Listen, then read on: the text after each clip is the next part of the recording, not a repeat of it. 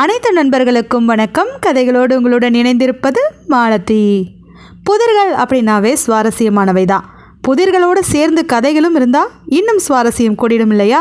அப்படிப்பட்ட சுவாரஸ்யமான கதைகளோட தொகுப்பை தான் இன்றைக்கி நம்ம பார்க்க போகிறோம். வாங்க பார்க்கலாம். சுசீந்திரனும் பிரபாகரனும் நல்ல நண்பர்கள். ரெண்டு பேருமே நாடுகளை சுற்றி பார்க்கறதுல ஆர்வமிக்கவங்களாக இருக்காங்க. அதனால் குதிரைகளில் ஏறி பல நாடுகளை சுற்றி பார்த்துட்ருக்காங்க. அப்படி சுற்றி பார்த்துட்ருக்கிற ரெண்டு பேருமே ஒரு இடத்துக்கு வந்து சேர்ந்தபோது பயங்கர ஆச்சரியம் அடைகிறாங்க. அது ஒரு ஆற்றுப்பகுதிக்கு அருகில் இருக்கிற இடம்தான். அந்த இடத்துல வந்து தங்கிக்கலாம்னு நினச்சி பார்த்துட்ருக்கும்போது தான் ஆள் அரவமற்ற அந்த இடத்துல ஒரு பிரம்மாண்டமான கோட்டையை பார்க்குறாங்க. அந்த கோட்டை அங்கே தன்னந்தனியாக பிரம்மாண்டமாக நின்றுட்டுருக்கு. ஆளே இல்லாத இடத்துல இந்த கோட்டை மட்டும் என்ன செய்யுதுன்னு ஆச்சரியத்தோடு பார்த்துட்ருக்காங்க. அப்போ தான் அந்த நண்பன் பிரபாகரன் சுசீந்திரனுக்கு ஒன்று புரிய வைக்கிறான். இந்த கோட்டை ரொம்பவும் ஆபத்தானதுன்னு நான் கேள்விப்பட்டிருக்கேன்.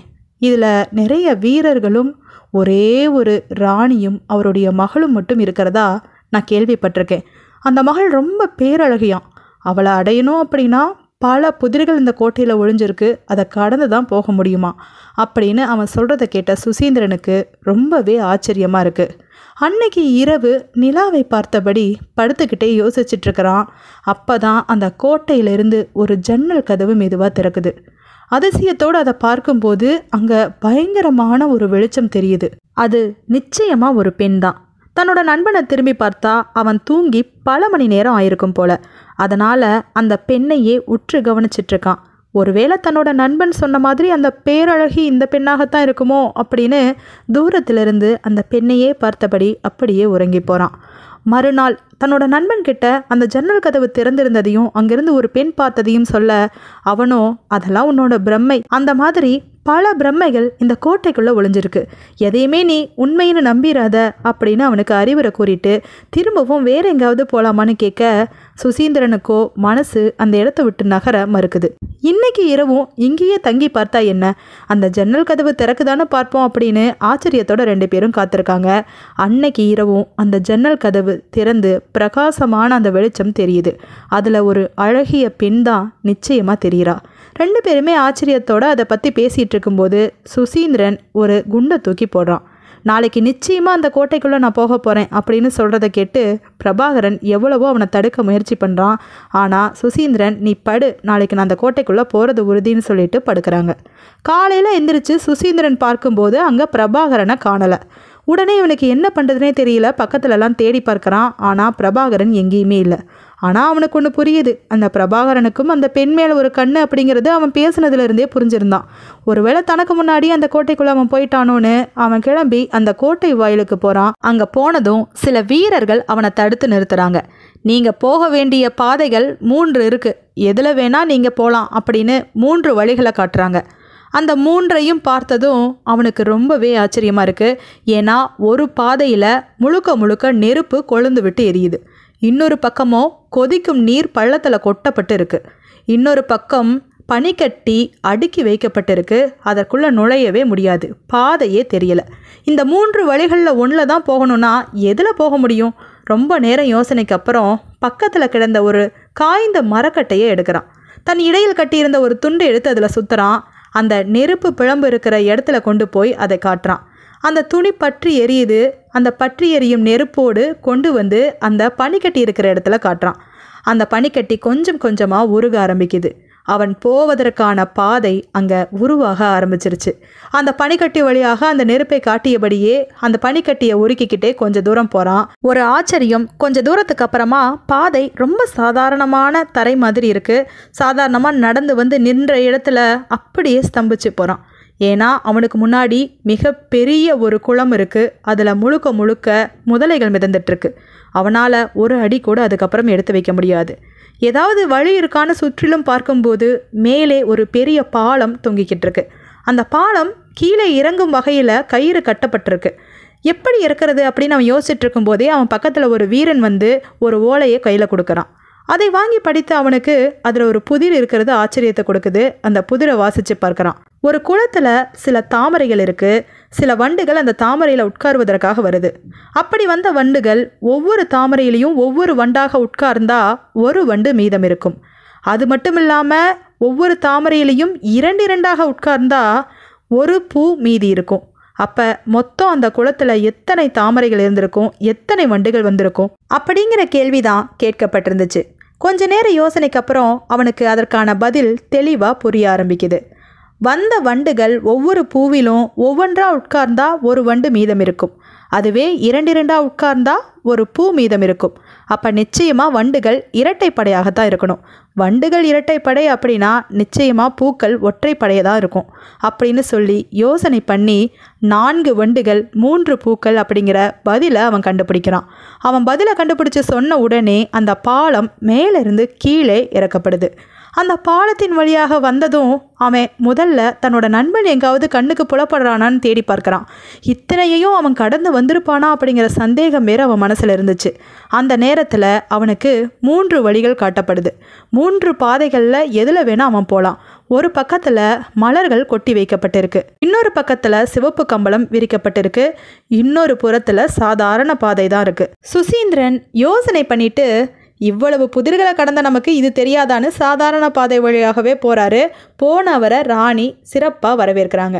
உங்களை வரவேற்க தான் மலர்களை கொட்டி வச்சுருக்கேன், சிவப்பு கம்பளத்தை விரித்து வச்சுருக்கேன், ஆனால் நீங்கள் சாதாரண பாதை வழியாக வரீங்களே அப்படின்னு கேட்க அவன் புன்முறுவலோட, நான் எத்தனை போட்டிகளில் வெற்றி பெற்றாலும் நான் ஒரு சாதாரண மனிதன் அப்படிங்கிற நிலையை என்றைக்குமே மறக்க மாட்டேன். என்கிட்ட எந்த கர்வமோ தலைகணமோ கிடையாது. அதனால தான் சாதாரண வழியாக வந்தேன்னு சொல்ல அந்த ராணி பூரிச்சு போகிறாங்க.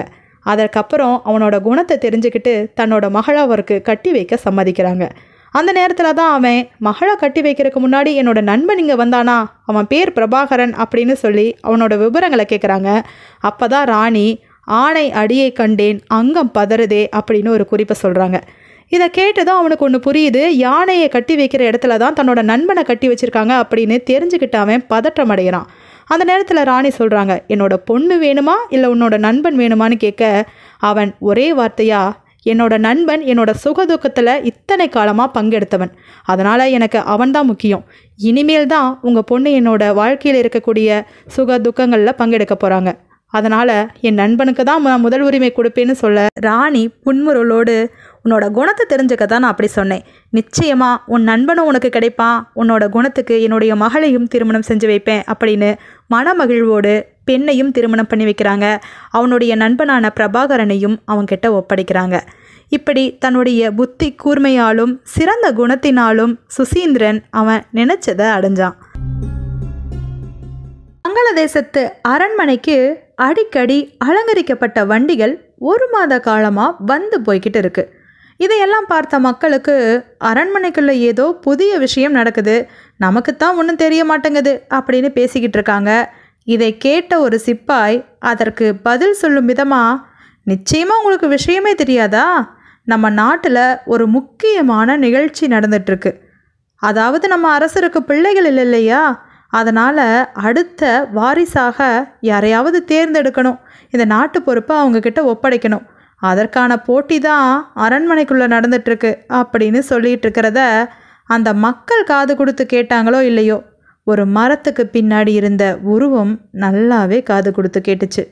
அப்போ மக்களில் ஒரு சிலர் சொன்னாங்க, ஏன் நம்ம நாட்டு மக்களில் யாரும் அதுக்கு தகுதியானவங்க இல்லையா, நம்மக்கிட்டலாம் சொல்லாமல் வெளிநாட்டிலிருந்து ஆளுங்களை கூப்பிட்டு வராட்டி என்ன அப்படின்னு கொஞ்சம் முகம் வாடியபடி அங்கேருந்து கிளம்புனாங்க. அந்த மரத்துக்கு பின்னால் இருந்த உருவம் இதை கேட்டுட்டு ஏதோ திட்டம் தீட்டியபடி அங்கிருந்து கிளம்புது. அடுத்த நாள் அந்த அரண்மனைக்கு புதிய புதிய வண்டிகளில் ஆட்கள் வராங்க. அந்த ஆட்கள் எல்லாமே பக்கத்து நாட்டை சேர்ந்த அரசகுமாரர்கள், மந்திரிகள், இந்த மாதிரி தான். அவர்களுக்கெல்லாம் ஒரு போட்டியின் மூலமாக எளிதாக இவ்வளவு பெரிய ராஜ்யம் கிடைக்குதே அப்படின்னு சொல்லி ஆசை. இந்த இளவரசர்கள்லாம் அதற்குத்தான் போட்டி போட்டுட்டு இப்படி வண்டி கட்டிக்கிட்டு கிளம்பிட்டாங்க. இந்த மாதிரி நேரத்தில் அந்த அரண்மனைக்குள்ளே ஒரு வாலிபன் நுழைஞ்சிட்ருக்கிறான். அவனை பார்க்க ஆளுக்கும் உடைக்கும் சம்பந்தம் இல்லாமல் இருக்குது. உடை கந்தலாக இருக்குது, தலைப்பாகை வேறு சம்பந்தம் இல்லாமல் அவன் தலையை விட மிக பெரியதாக இருந்தது. இப்படிப்பட்ட ஒருவன் அரசர் முன்னாடி போய், நான் ஒரு சாதாரண மனிதன், நான் இந்த போட்டியில் கலந்துக்கலான்னு நினைக்கிறேன், எனக்கு அந்த வாய்ப்பு உங்களால் கொடுக்க முடியுமா அப்படின்னு கேட்குறான். அரசர் ஆச்சரியப்பட்டு போகிறாரு. இவ்வளவு பெரிய அரசகுமாரர்கள், மந்திரி குமாரர்களாலேயே முடிக்க முடியாத வேலையை இவ்வளவு சாதாரண கந்தலுடை அணிந்த நீ முடிக்க போறியா அப்படின்னு அரசர் ஒரு கணம் யோசிச்சுட்டு சரி அப்படிங்கிற பதிலை சொல்கிறாரு. அதை பார்த்ததும் அரசவையில் இருந்த அத்தனை பேரும் ஆச்சரியமடைகிறாங்க. இவன் போய் என்னத்தை சாதிக்க போகிறான் அப்படின்னு நினைக்கிறாங்க. உடனே அந்த மனிதனை போட்டி களத்துக்கு கூட்டிகிட்டு போகிறாங்க. போன உடனே அங்கே 2 பொருட்கள் அவனுக்கு தரப்படுது. 2மே மணல் கடிகாரங்கள். ஒரு மணல் கடிகாரம் 8 நிமிடத்தை அளக்கக்கூடியது, இன்னொன்று 6 நிமிடத்தை அளக்கக்கூடியது. இது 2ஐயும் பயன்படுத்தி சரியாக 10 நிமிடத்தை அவன் கணிக்க வேண்டும். இதுதான் முதல் போட்டி. உடனே அந்த மனிதன் கொஞ்ச நேரம் தீவிரமாக யோசிக்கிறான். முடியாதுன்னு தான் சொல்ல போகிறான்னு சுற்றி இருக்கிறவங்களாம் நினச்சிட்டு இருந்த அந்த நேரத்தில் வேகமாக செயல்பட தொடங்குறான். 2 மணல் கடிகாரங்களையும் ஒரே நேரத்தில் ஆரம்பிக்கிறான். அதில் முதல்ல 6 நிமிடங்கள் இருக்கிற மணல் கடிகாரம் முடிவடையுது. 8 நிமிடம் இருக்கிற மணல் கடிகாரம் தொடர்ந்து போய்கிட்டே இருக்குது. முடிவடைந்த அடுத்த வினாடியே அந்த 6 நிமிடம் இருக்கிற மணல் கடிகாரத்தை மாற்றி திருப்பி வைக்கிறான். அது மீண்டும் கணக்கிட தொடங்குது. இந்த 8 நிமிடம் இருக்கிற மணல் கடிகாரம் முடிவடையும் போது அந்த 6 நிமிடம் இருக்கிற மணல் கடிகாரத்தில் 2 நிமிடங்கள் வந்து சேர்ந்துருக்கு. 8 நிமிடம் மணல் கடிகாரம் முடிவடைந்த உடனே அந்த 6 நிமிடம் இருக்கிற மணல் கடிகாரத்தை மீண்டும் மாற்றி வைக்கிறான். அதில் இருக்கக்கூடிய அந்த 2 நிமிடங்களை கணக்கிட தொடங்குறான்.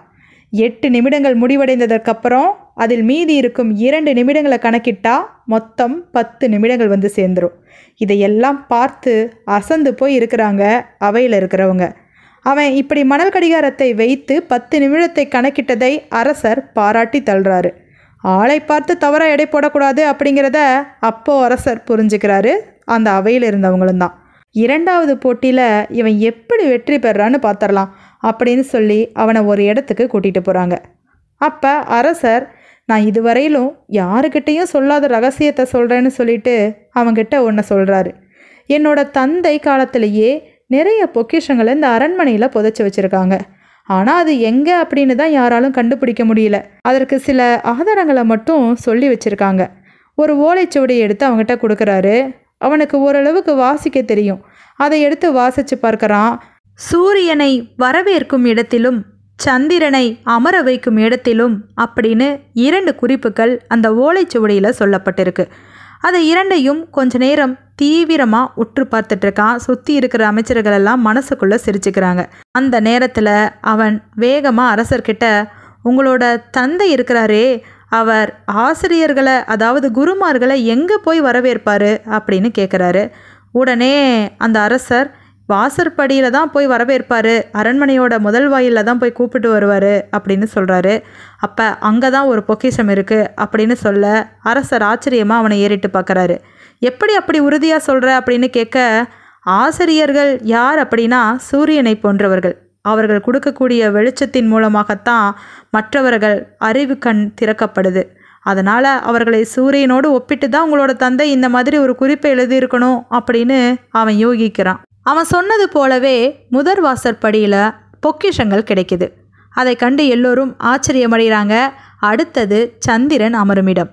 அது எதாக இருக்கும் அப்படின்னு எல்லாம் யோசிச்சுட்டு இருக்கும்போதே இவன் மீண்டும் கேள்வியை அரசர்கிட்ட தொடுக்கிறான். முனிவர்களை எல்லாம் உங்களோட தந்தை எங்கே அமர வைப்பாங்க அப்படின்னு அவன் கேட்கும்போதே எல்லோருக்கும் புரிஞ்சிருது. முனிவர்கள் சாந்தமானவர்கள், சந்திரனை போன்றவர்கள். அவர்கள் அமரும் இடத்துல தான் மற்றொரு பொக்கிஷம் இருக்குதுங்கிறத தான் இவன் கண்டுபிடிச்சிருக்கான்னு சொல்லி அந்த இடத்தையும் தோண்டி பார்க்குறாங்க. அங்கேயும் பொக்கிஷம் இருக்குது. அந்த நேரத்தில் தான் அரசர் அவனை பார்த்து, நீ யாரு, எந்த நாட்டிலிருந்து வர அப்படின்னு ஆச்சரியத்தோடு கேட்குறாரு. அப்போ அந்த ஆள் தன்னுடைய தலைப்பாகையை அவிழ்த்து காட்டுறான். அவ்வளவு பெரிய தலைப்பாகை ஏன் அணிஞ்சிருந்தான்னு அப்போ தான் எல்லாத்துக்கும் புரியுது. ஏன்னா அது ஆண் கிடையாது, பெண். அவளுடைய தலைமுடியை சுருட்டி தலைப்பாகையாக வச்சுருந்தா. அதனால தான் அவ்வளவு பெரிதாக இருந்துச்சு அது. அவளோ சிரித்தபடி, நான் இந்த நாட்டை சேர்ந்த ஒரு வேட்டைக்காரனின் மகள் பத்ரா அப்படின்னு சொல்லி தன்னை அறிமுகம் பண்ணிக்கிறா.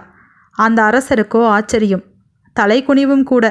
தன்னுடைய நாட்டிலேயே இவ்வளவு பெரிய சாமர்த்தியசாலியை வைத்துக்கொண்டு 1 மாத காலமாக வெளிநாடுகளிலிருந்து அத்தனை இளவரசர்கள் மந்திரிகளை எல்லாம் இறக்கி போட்டியை வைத்து தோற்று போய் தான் திரும்பினாங்க. அப்போ சாதாரண மக்கள்கிட்ட கூட சாமர்த்தியம், சாதுரியம் எல்லாமே இருக்குது. இதை நம்ம உணராமல் போயிட்டோமே அப்படின்னு அவர் யோசிச்சுட்டு இருக்கும்போதே அவள் பேச தொடங்குறா. இந்த நாட்டை பற்றி ஒன்றுமே தெரியாத வெளிநாடுகள்லேருந்து வரவங்க இந்த நாட்டை எப்படி நிர்வகிப்பாங்க அப்படின்னு நீங்கள் நினச்சிங்க? நம்ம நாட்டிலேயே நம் நாட்டு நிலவரத்தை தெரிந்த பல சாமர்த்தியசாலிகள் இருக்காங்க. அதை விடுத்து வெளிநாடுகள்லேருந்து நீங்கள் ஆட்களை கூட்டிகிட்டு வந்தது ரொம்பவே தவறு அப்படின்னு அரசருக்கு புரியும்படி சொல்கிறா. நேற்று மரத்திற்கு பின்னால் இருந்து மறைந்திருந்து கேட்டது இவள்தான். அப்போதே முடிவு பண்ணிட்டா அரசருக்கு சரியான பாடம் புகட்டணும் அப்படின்னு. அதற்காக தான் இந்த மாதிரி காரியங்களெல்லாம் செஞ்சுருக்கா. இதை புரிந்து கொண்ட அரசர் அவளுக்கு யுவராணி பட்டம் சூடி அந்த நாட்டையே அவ பொறுப்பில் ஒப்படைக்கிறார். இது போல தான் நம்ம வாழ்க்கையில் கூட நமக்கு தேவையானதெல்லாம் நம்ம பக்கத்திலேயே இருந்தால் கூட நம்ம வெளியில் போய் எங்கேயோ தேடிக்கிட்டு இருப்போம். இளவல்புரத்து துறைமுகத்தில் அரபு தேசத்து கப்பல் ஒன்று நிற்கிது. அந்த கப்பல்ல இருந்து 2 பேர் வேகமாக குதிச்சதும் ஓட ஆரம்பிக்கிறாங்க. இதை தூரத்திலிருந்து பார்க்குற சாந்தரூபனுக்கு ஆச்சரியமாக இருக்குது. அவங்க ஓடுற இடத்தை பார்த்ததும் இன்னும் ஆச்சரியம் அதிகமாகுது. ஏன்னா அவங்க 2 பேருக்கும் முன்னாடி அரபு தேசத்து உடை அணிந்த ஒரு பொண்ணு ஓடிக்கிட்டு இருக்கா.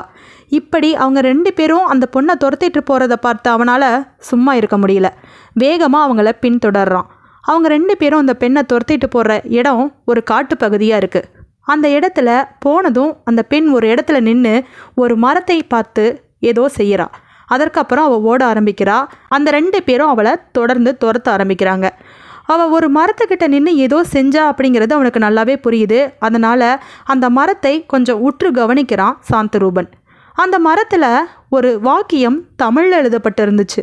அந்த வாக்கியம் இதுதான்: 1000 தச்சர் கூடி அழகான மண்டபம் கட்டி ஒருவன் கண்பட்டு உடைந்ததாம் அதன் எதிரில் அப்படிங்கிற வாக்கியம்தான். இந்த வாக்கியத்தை பார்த்ததும் அவன் இந்த மாதிரி ஒரு விடுகதையை ஏற்கனவே கேள்விப்பட்டிருக்கான். கொஞ்ச நேரம் சிந்தனைக்கு அப்புறமா அது என்ன அப்படிங்கிறது அவனுக்கு புரியுது. 1000 தச்சர் கூடி அழகான மண்டபம் கட்டி அப்படின்னா அது தேன்கூடு. ஒருவன் கண்பட்டு உடைந்ததாம் அப்படின்னா அந்த தேன்கூட்டு மேலே யாரோ கல் எரிஞ்சிருக்காங்க. அப்போது அழிக்கப்பட்ட ஒரு தேன்கூடு. அதுதான் அந்த பொண்ணு ஏதோ அடையாளம் காட்டிட்டு போயிருக்கா. அதன் எதிரில் அப்படின்னு வேற போட்டிருக்கா. அப்படின்ட்டு அந்த இடத்துல இருந்து கொஞ்சம் தூரம் நடந்து போய் பார்க்குறான். அங்கே அந்த பொண்ணு சொன்ன மாதிரியே அழிக்கப்பட்ட தேன்கூடு ஒரு மரத்தில் இருக்குது. அதற்கு எதிரில் ஒரு குகை இருக்குது. இதைத்தான் அந்த பொண்ணு ஏதோ காரணமாக காட்டியிருக்கான்னு சொல்லி அந்த குகைக்குள்ளே போகிறான் சாந்தரூபன். ஆனால் அந்த பெண்ணை துரத்திட்டு போனவங்க வேகமாக துரத்திட்டு போனனால அவனால் அவர்களை பின்தொடர முடியாமல் போயிடுச்சு.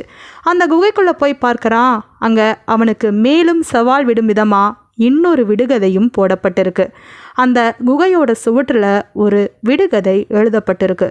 அது என்ன அப்படின்னா: ஊன் மேய்க்கு பிரதானம், மைத்தூனத்தின் விதானம், சூதானமாய் யோசித்தால் பொருள் 2, நிதானமாய் யோசித்தால் உண்டு பரிசு அப்படின்னு போட்டிருந்துச்சு. இதை பார்த்ததும் அவனுக்கு தலை சுற்றுவது போல இருக்குது. ஏன்னா அவனுக்கு அதற்கான அர்த்தத்தை அவ்வளவு எளிதாக கண்டுபிடிக்க முடியல. ரொம்ப நேரமாக யோசித்து பார்க்குறான். எவ்வளவோ யோசித்தும் அதற்கான அர்த்தத்தை அவனால் கண்டுபிடிக்கவே முடியல. சரி, இதை வைத்து வேறு ஏதாவது நம்மளால் கண்டுபிடிக்க முடியுமான்னு பார்க்கலான்னு அதன் முதல் எழுத்துக்களை சேர்த்து பார்க்கலாம். ஊன் அப்படிங்கிறதுக்கு முதல் எழுத்து ஊ அப்படிங்கிறது இருக்குது. மைத்தூனத்தின் அப்படிங்கிறதுல மை இருக்குது. அந்த ஊவையும் மையையும் சேர்த்தா ஊமை அப்படிங்கிற ஒரு வார்த்தை வருது. அதனால் இதை ஊமைன்னு கூட நம்ம எடுத்துக்கலாம். ஆனால் இதை வைத்து என்ன கண்டுபிடிக்கிறது அப்படின்னு ரொம்ப யோசனையாக இருக்கிறான். அந்த நேரத்தில் தான் அவன் எதிரில் ஒரு பொருள் கண்ணுக்குப்படுது. அதை பார்க்கும்போது அவனுக்கு ஆச்சரியமாக இருக்குது. அந்த பொருள்கிட்ட போய் நின்று பார்த்தா முதலெழுத்தை மாற்றினால் நிச்சயம் விருந்துண்டு அப்படின்னு போட்டிருக்கு. முதல் எழுத்தை மாற்றினா விருந்துண்டா அப்படின்னு சொல்லிட்டு அந்த ஊமை அப்படிங்கிற வார்த்தையில் முதல் எழுத்தை மாற்றி பார்க்குறான். பல விதங்களில் மாற்றி பார்க்குறான். அப்போ தான் ஆங்கிற எழுத்தெல்லாம் சேர்த்து பார்க்கும்போது ஆமை அப்படிங்கிற ஒரு வார்த்தை வருது. ஆமை அப்படிங்கிறத வச்சு அந்த குகைக்குள்ளே வேறு ஏதாவது நமக்கு தடயம் கிடைக்குமா அப்படின்னு சோதனை பண்ணி பார்க்கும்போது அங்கே ஆமை வடிவிலான ஒரு சிலை இருக்குது. அவனுக்கு ரொம்பவே ஆச்சரியமாகவும் இருக்குது. பரிசுண்டு அப்படின்னு போட்டிருக்கு. ஆனால் இங்கே ஆமை வடிவிலான சிலை மட்டும்தானே இருக்குது. பக்கத்தில் போய் பார்ப்போம் அப்படின்னு அந்த ஆமை சிலை கிட்ட போய் பார்க்குறான். அந்த ஆமை சிலையோட ஓட்டு பகுதியில் இன்னொரு வாக்கியம் எழுதப்பட்டிருக்கு. பகலிலே பற்றி எரியும் சூரியன், இரவிலோ விடம் கக்கும் நாகம் அப்படின்னு போட்டிருக்கு. இது ரெண்டையும் படித்த அவனுக்கு ஏதோ ஒரு பரிச்சயமான ஞாபகம் வருது. இது இரண்டும் எதையோ குறிக்கிற மாதிரி இருக்குது. ஆனால் எதுன்னு சட்டுன்னு அவனுக்கு ஞாபகம் வரல. அப்போ தான் அந்த பரிசுண்டு அப்படிங்கிறது அவன் மனசை உறுத்திக்கிட்டே இருந்துச்சு. அது எதையோ ஞாபகப்படுத்துச்சு. 2 நாளைக்கு முன்னாடி அரச காவலர்கள் தண்டூரா போட்டுட்டு போனாங்க. அரச பொக்கிஷம் எதுவோ காணாமல் போயிருச்சான், அதை கண்டுபிடிக்கிறவங்களுக்கு பரிசுண்டு அப்படின்னு சொன்னாங்க. அதுதான் அவன் ஞாபகத்துக்கு அப்போ வந்துச்சு. அரச பொக்கிஷம் அப்படின்னா நிச்சயமாக அது விலையுயர்ந்த பொருளாகத்தான் இருக்கணும். மாணிக்கம், முத்து, வைரம், பவளம் இந்த மாதிரி விலை உயர்ந்த பொருளாகத்தான் இருக்கணும். அதுதான் ஏதோ காணாமல் போயிருக்கு அப்படின்னு அவன் யோசிச்சுட்டு இருக்கும்போதே வேகமாக அந்த வாக்கியத்தை மீண்டும் ஒரு முறை படித்து பார்க்குறான். பகலிலே பற்றி எரியும் நெருப்பு, இரவிலே விடம் கக்கும் நாகம். இது இரண்டுமே நிறத்தை குறிக்கிற மாதிரி இருக்கே. அந்த நெருப்பு சிவப்பு நிறத்தை உடையது, விடம் கக்கும் நாகம் நீல நிறத்தை குறிக்குது. அப்போ பகலில் சிகப்பாகவும் இரவில் நீளமாகவும் இருக்கக்கூடிய ஏதோ ஒரு பொருள் அப்படின்னு அவன் சிந்திச்சிட்டு இருக்கும்போதே அவன் ஒரு இடத்துல படித்தது கூட ஞாபகத்துக்கு வருது. சில மாணிக்கங்கள் வெப்பநிலைக்கு தகுந்த மாதிரி பகலில் ஒரு நிறமாகவும் இரவில் ஒரு நிறமாகவும் இருக்குமாமே. ஒருவேளை அந்த பொக்கிஷத்தை குறிக்கிற மாதிரி இருக்கே இது அப்படின்னு வேகமாக அந்த ஆமை சிலையை நகர்த்தி பார்க்குறான். அங்கே ஒரு கருப்பு துணியால் ஏதோ சுற்றி வைக்கப்பட்டிருக்கு. அந்த நேரத்தில் அதை எடுத்து விரித்து பார்க்கும்போது அவன் நினச்ச மாதிரியே அது ஒரு மாணிக்கம். அந்த மாணிக்கத்தை அவன் பத்திரமாக கையில் எடுத்துக்கிட்டு யாருக்கும் தெரியாமல் அந்த குகையை விட்டு வெளியேறான். அந்த பொண்ணு போன திசை தெரியல. ஆனால் அந்த பொண்ணு தான் இது எல்லாத்துக்குமே ஆணி வேறாக இருந்திருக்கணும். ஆனால் அரபு தேசத்தை உடை அணிஞ்சிருந்த பொண்ணுக்கு இவ்வளவு தெளிவாக தமிழ் விடுகதைகள் எப்படி தெரிஞ்சிருக்கும் அப்படின்னு அவனுக்கு ஆச்சரியமாக இருக்குது. அந்த பொக்கிஷத்தை பத்திரப்படுத்தி அரசர்கிட்ட கொண்டு போய் ஒப்படைக்கிறான். அரசர், இப்போ தான் எனக்கு உயிரே வருது. இந்த பொக்கிஷம்தான் இந்த நாட்டுக்கே பெருமை. இதை காப்பாற்றின உனக்கு என்னோட நன்றிகள் அப்படின்னு சொல்கிறாரு. அப்போ தான் அவன் பிரச்சனை என்னன்னே சொல்கிறான். ஒரு பொண்ணு தான் இதை காட்டி கொடுத்தா, அவளை யாரோ 2 பேர் துரத்திட்டு போயிருக்காங்க, அதை கண்டுபிடிக்கணும் அப்படிங்கிறான். அரசர் நிறைய சிப்பாய்களை அவனோட அனுப்பி வைக்கிறாரு. அந்த பொண்ணு போன திசையில் அந்த சிப்பாய்களை கூட்டிக்கிட்டு இவன் போகிறான். அந்த நேரத்தில் அந்த பெண்ணை ஒரு மரத்தில் கட்டி வச்சுருக்காங்க. அந்த பெண் அரபு தேசத்து பெண்ணெல்லாம் இல்லை, இந்த நாட்டு பெண் சிவந்தி தான். அந்த பெண்ணை மரத்தில் யாரோ 2 பேர் கட்டி போட்டுட்டு இருந்தாங்க. அதை பார்த்து அவன் சிப்பாய்களோடு போய் அவங்க 2 பேர்த்தையும் பிடிச்சி அரசர்கிட்ட ஒப்படைக்கிறான். விசாரித்து பார்க்கும்போது தான் தெரிஞ்சிச்சு அவங்க 2 பேருமே கொள்ளைக்காரங்கன்னு. இந்த பொக்கிஷத்தை திருடிட்டு போய் அரபு தேசத்தில் விற்கிறது தான் அவங்களோட திட்டம். இதை எப்படியோ தெரிஞ்சுக்கிட்ட சிவந்தி அவங்கள பின்தொடர்ந்து போய் அவங்க போன இடத்துலலாம் ஒரு குறியீட்டை வச்சுட்டு வந்தா. அதுதான் அந்த விடுகதைகள். இப்படி இருக்கிற நேரத்தில் அவங்க ஏதோ திட்டம் போடுறாங்கன்னு தெரிஞ்சு அரபு தேசத்து உடையோட மறைஞ்சிருந்து அவங்க திட்டத்தை கேட்டுட்டு இருக்கும்போது தான் அவங்க கண்டுபிடிச்சு அவளை துரத்த ஆரம்பித்தாங்க. அவளுக்கு என்ன தெரிஞ்சிருக்கும் அப்படிங்கிறத தெரிஞ்சுக்கத்தான் அவளை துரத்திட்டு போனாங்க. அந்த நேரத்தில் தான் தன்னை பின்தொடர்ந்து வேறொரு வாலிபன் வரதை கவனிச்சு அந்த மரத்துக்கிட்ட நின்று அந்த குறியீட்டை அவனுக்கு காமிச்சு கொடுத்தா. அதற்கப்புறமா அவங்கள திசை திருப்பதான் வேற பக்கமாக ஓடியும் போனான். இப்படியெல்லாம் நடந்துக்கிட்ட சிவந்தியோட சாமர்த்தியத்தை அரசர் வெகுவாக பாராட்டுறாரு.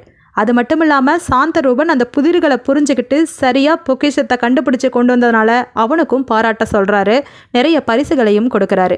இவங்க 2 பேர்த்தோட சாமர்த்தியத்தினால இன்னைக்கு இளவல்புரத்தோட மானமே காப்பாற்றப்பட்டுருச்சு. ஒரு கொள்ளைக்காரன் கொள்ளையடிச்சிட்டு போன பொக்கிஷத்தை ஒரு ஆணும் பெண்ணுமா இருவரும் சேர்ந்து மீட்டு தந்திருக்கிறனால அவங்க 2 பேர்த்துக்கும் பாராட்டுகளையும் பரிசுகளையும் அள்ளி வழங்குறாரு அரசர். அர்ஜுனாபுரம் அரண்மனையின் கன்னி மாடத்தில் நீலவேணி ரொம்பவும் சோகமயமாக உட்காந்துட்ருக்கா. அவளுக்கு சுத்தமாக தூக்கமே பிடிக்கலை. மறுநாள் என்ன நடக்க போகுதோ அப்படிங்கிற பயம்தான் அவளுக்கு அதிகமாக இருந்துச்சு. அதற்கு காரணம் பூர்ணமித்திரன் மேலே அவள் வச்சிருந்த காதல். அவள் காதலிக்கிற அளவுக்கு பூர்ணமித்திரன் ஒன்றும் ராஜகுமாரனோ மந்திரிகுமாரனோ கிடையாது. ஒரு சாதாரண பூந்தோட்டக்காரன் தான். அவளுக்கு அவன் மேலே எப்படி காதல் வந்துச்சுன்னு கூட தெரியாது. பார்த்த உடனே அவளுக்கு ஒன்றும் காதல் வந்துடல. அவன் கூட பேசி பழகி அவனுடைய குணம் பிடித்து போய் தான் அவன் மேலே காதல் வந்துச்சு. இப்படி காதலிச்சிட்டு இருந்த நீலவேணியும் பூர்ணமித்திரனும் பல இடங்களில் சந்தித்து பேச இந்த செய்தி எப்படியோ அரசர் வீரேந்திரன் காதுக்கு போயிருச்சு. அரசர் மறுநாள் பூர்ணமித்திரனை அரசவைக்கு வர சொல்லியிருந்தார். இதுதான் இப்போ நீலவேணியோட கவலைக்கு காரணம். மறுநாள் அரசவைக்கு பூர்ணமித்திரன் வந்து சேர்ந்தபோது அங்கே அவன் மட்டும் இல்லை, நிறைய அரசகுமாரர்கள் அங்கே வந்திருந்தாங்க. அவங்களை பார்க்க பட்டாடை உடுத்தி பல ஆபரணங்கள் அணிந்து ஜொலிச்சிட்டு இருந்தாங்க. ஆனால் பூர்ணமித்திரன் சாதாரண நூலாடை தான் உடுத்தியிருந்தான். அதை பார்க்கும்போது அட்டிகையில் பதிக்கப்பட்ட வைரங்களுக்கு மத்தியில் பளபளக்கும் ஒரு முத்தை போல அவன் இருந்தான். அந்த வைரங்களின் ஜொலிஜொலிப்புக்கு இடையில் அந்த முத்தோட பளபளப்பு ஒன்றும் பெரிதாக எடுபடலைன்னு தான் சொல்லணும். அப்படிப்பட்ட நிலையில் அவன் நின்றுட்டு இருக்கும்போது அரசர் ஏன் அவனை வர சொன்னாரு தெரியுமா? அந்த அரச குமாரர்கள் எல்லாம் தங்கள் நாட்டிலிருந்து பொன், மணிகள், முத்துக்கள், குதிரைகள்னு பல பரிசு பொருட்களை கொண்டு வந்திருந்தாங்க. ஆனால் பூர்ணமித்திரன் கிட்ட கொடுக்க எதுவுமே இல்லை. இதையெல்லாம் பார்த்தாவது தன்னோட நிலை என்னன்னு அவன் புரிஞ்சுக்கிட்டோம் அப்படிங்கிறக்காக தான் அரசர் அவனை அவமானப்படுத்தும் வகையில் அன்னைக்கு அரசவைக்கு வர வச்சிருந்தாரு. அதை அவன் நல்லாவே புரிஞ்சுக்கிட்டான். அந்த நேரத்தில் தான் ஒரு காவல் வீரன் ஓடோடி வந்து அரசர்கிட்ட ரகசியமாக எதையோ சொல்கிறான். அதை கேட்டதும் அரசர் பரபரப்பாகிறாரு. சில நாளைக்கு முன்னாடி அரண்மனையில் ஒரு ரகசிய பெட்டியை யாரோ திருடிட்டாங்க. அந்த ரகசிய பெட்டி அரசருக்கு ரொம்பவும் முக்கியமானது. அரசருடைய குடும்பத்தினர் பல தலைமுறைகளாக பரம்பரையாக பாதுகாத்து வந்த பல பொருட்கள் அந்த பெட்டிக்குள்ளே தான் இருந்துச்சு. அது விலை மதிப்பில்லாதது. அதைத்தான் சில நாட்களுக்கு முன்னாடி யாரோ திருடிட்டாங்க. அதை பற்றி சாட்சி சொல்ல தான் ஒரு ஆள் வந்திருப்பதாக அந்த காவல் வீரன் சொல்கிறான். அரசருக்கு அது ரொம்ப முக்கியமான பொருள் அப்படிங்கிறனால உடனடியாக அந்த சாட்சியை அரசவைக்கு கூப்பிடுறாரு. அங்கே சாட்சியாக வந்து நிற்பது ஒரு 6 வயது சிறுவன். இவன்கிட்ட போய் என்ன விசாரிக்கிறது அப்படின்னு அவர் யோசிச்சுட்டு இருந்தாலும் வேறு வழி இல்லை, இவன் தான் ஒரே சாட்சி, இவனை விசாரித்து தான் ஆகணும்னு விசாரணையை தொடங்குறாரு. நீ யாரை பார்த்த, எங்கே பார்த்த அப்படின்னு கேட்க அவன் திருன்னு முழிக்கிறான். உடனே நான் விளையாடிட்டு இருக்கும்போது ஒரு இடத்துல 2 தலை இருக்கிற பசுவை பார்த்தேன் அப்படிங்கிறான். உடனே அரசருக்கு புரிய ஆரம்பிச்சிருச்சு.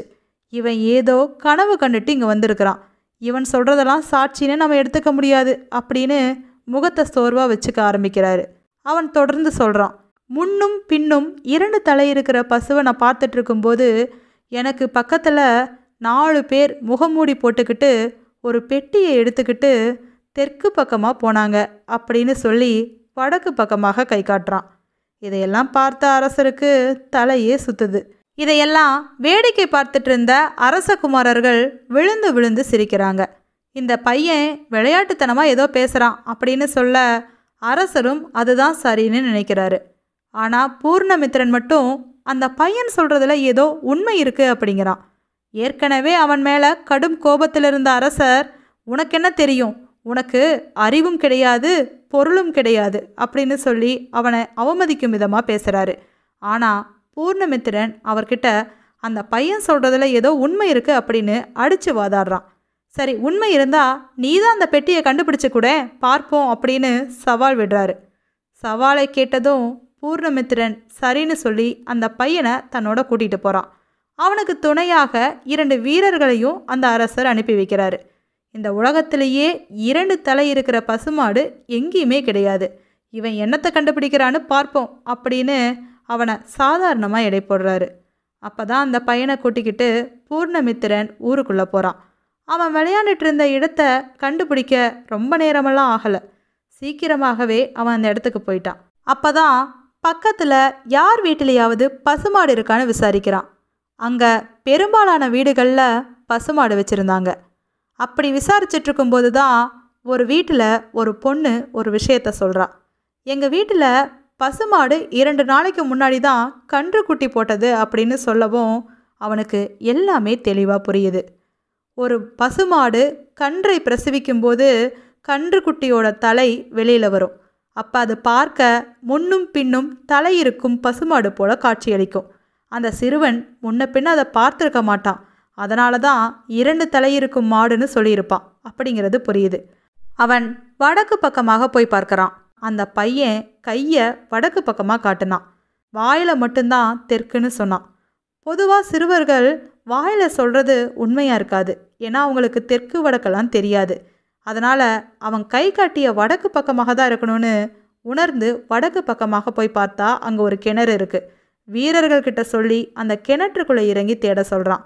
பாழடைந்த அந்த கிணற்றுக்குள்ளார ஒரு பெட்டி இருக்குது. அது அரசருடைய காணாமல் போன அதே பெட்டி தான். உடனே வீரர்கள் அதை எடுத்துகிட்டு வந்து மறைவாக ஒரு இடத்துல காத்துட்ருக்காங்க அந்த திருடர்களுக்காக. கொஞ்ச நேரத்திலேயே 4 பேர் அங்கே வந்து அந்த பெட்டியை தேடவும் உடனே அவர்களை கைது செய்து அரசர்கிட்ட கூட்டிகிட்டு போகிறாங்க. நடந்ததையெல்லாம் அரசரால் நம்பவே முடியலை. அங்கிருக்கும் அரச குமாரர்கள் கூட தலை குனிஞ்சு தான் நிற்கிறாங்க. அவங்க இதையெல்லாம் எதிர்பார்க்கவே இல்லை. அரசருக்கு பூர்ணமித்திரன் மீது பெருமதிப்பே உண்டாகுது. பொருள் செல்வம் எதுவுமே இல்லைனா கூட அறிவு அவங்கிட்ட இருக்கிறத பார்த்து அரசர் ஆச்சரியப்படுறாரு. அந்த அரச குமாரர்களுக்கு எத்தனை செல்வம் இருந்தாலும் அறிவு கொஞ்சம் கம்மி தான் அப்படின்னு அவர் உணர்ந்துக்கிறாரு. அரசர் பூர்ணமித்திரன் கிட்ட வந்து, உன்னை அவமானப்படுத்தணும் அப்படின்னு தான் இந்த அரசவைக்கே வர வச்சேன். இந்த அரச குமாரர்களுக்கு மத்தியில் உன்னுடைய நிலை என்ன அப்படின்னு காட்டணும் அப்படிங்கிறது தான் என்னோட நோக்கம். ஆனால் இப்போ தான் எனக்கு எல்லாமே புரியுது. பொருள் செல்வம் எல்லாவற்றையும் விட அறிவே சிறந்தது. இப்போ நீ மீட்டு கொடுத்துருக்கிற இந்த பெட்டி அந்த அரச குமாரர்கள் கொண்டு வந்த பரிசு பொருளை விட மிக பெரியது. உன்னுடைய பரிசு பொருள் தான் ரொம்ப விலை மதிப்பில்லாதது அப்படின்னு அவனை உயர்த்தி பேசுகிறாரு. அது மட்டும் இல்லாமல் இவர்களுக்கு என் பெண்ணை நிச்சயமாக நான் கொடுக்க போகிறதில்ல, உனக்கு தான் அவளை திருமணம் செஞ்சு கொடுக்க போகிறேன்னு அவன்கிட்ட வாக்குறுதியும் கொடுக்குறாரு. அப்போது அங்கே வந்த நீலவேணி, என்னோட தேர்வு எப்போதும் தவறாகாது அப்படின்னு புன்னகையோடு கூற, அரசர் பூர்ணமித்திரனுக்கும் நீலவேணிக்கும் சிறப்பாக திருமணத்தை முடிச்சு வைக்கிறாரு. அந்த ராஜகுமாரர்கள்கிட்ட பொன் பொருள் செல்வம் எல்லாம் இருக்கலாம், ஆனால் அதீத அறிவு பூர்ணமித்திரனுக்கு இருந்துச்சு. அதனால தான் அவன் நினைத்தபடியே நீலவேணியை கரப்பிடிக்க முடிஞ்சிச்சு. மீண்டும் மற்றொரு கதையோடு சந்திப்போம். நன்றி.